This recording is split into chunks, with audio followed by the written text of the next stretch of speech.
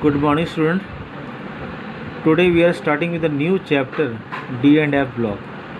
I think this chapter is scoring chapter. Those who are weak in study, they can score a good marks.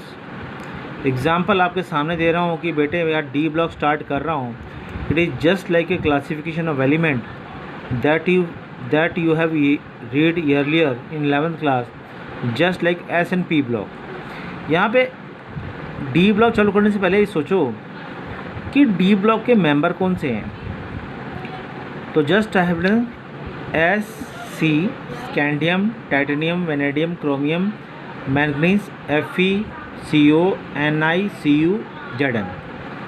Science teacher very क्रूर, मांगे fees कोई नहीं और कौन जाने.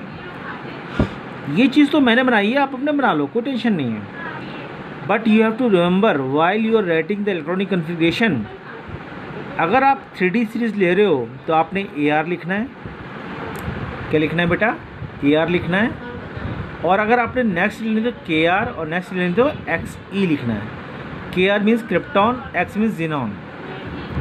तो इट मीन्स आपने ये एलिमेंट की सीरीज़ आपने याद रखनी है कि how you have to read and write, क्योंकि क्वेश्चन जब आ गया तो सीरीज़ के एलिमेंट्स आपको याद होने चाहिए. SC के नीचे YLA, TI, ZR, HF, यहाँ पे HF है बेटा. क्या है? HF. Don't understand, it takes in HT. VNB, TA, CR, MOW, MN, TE, TC, RE, FE, RUOS, CORH, IR, NI, PD, PT, CU, AG, AU, zinc, CD and HG. यहाँ पे तुम्हें दिख रहा हो फॉर्मेट थोड़ा चेंज हो गया, तो don't get panic, you can get from your book itself also. Next, starting chapter को कमेंट्स करने से पहले कुछ टॉपिक्स आपको डी ब्लॉक के नाम सुनते ही याद होने चाहिए. What ever the thing is that zinc, cadmium, mercury do not considered as transition metal because they have fulfilled electronic configuration. Those elements which are having partially filled 3D orbital are considered as a transition metal. मगर इनका D पूरा भरा हुआ है इसलिए नहीं लेते हैं. But still it is placed in D block. Why? Because they show a similar property with the rest of element. Okay. Next बेटा, transition metal show a variable oxygen state.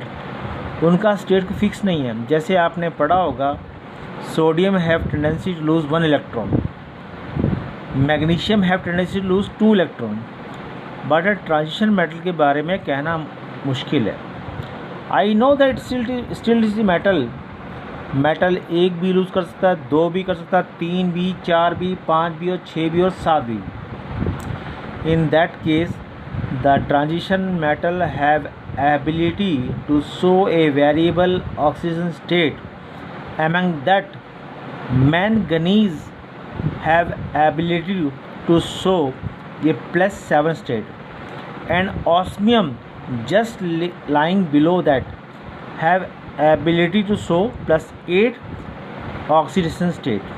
तो ये आपको छोटी चीज़ याद रखनी है. जितना ज़्यादा स्टेट होगा उसका साइज उतना ज़्यादा छोटा होगा और वो कंपाउंड उतना ज़्यादा स्टेबल होगा. हम यहाँ पे और चीज़ सीखते हैं. If the elements belongs to D block and the D do not contain any unpaired और पेयर्ड इलेक्ट्रॉन. अगर डी में इलेक्ट्रॉन है ही नहीं तो हम बोलते हैं it is colourless and diamagnetic in nature. If in any case the d orbital possesses unpaired electron, it means it is colorful and paramagnetic in nature. And the last thing, the elements belongs to D block have maximum tendency to show a divalent state. Divalent state यानी कि सभी capacity +2 electron lose करने की capacity होती है. Okay, तो ये भूलना आने बात. नेक्स्ट आ गया आपका टॉपिक आ गया Mn+2 and Zn+2 is highly stable because of half-filled and full-filled electronic configuration.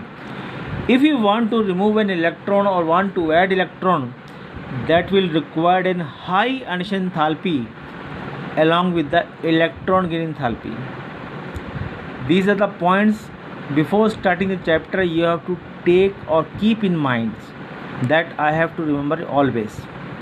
If any central element, if we are talking about then transition metal, if it exhibits in higher oxidation state, it means it is higher in covalent nature, higher acidic nature, and higher it will be the oxidizing in nature. Next, 4D and 5D series. If we just go down the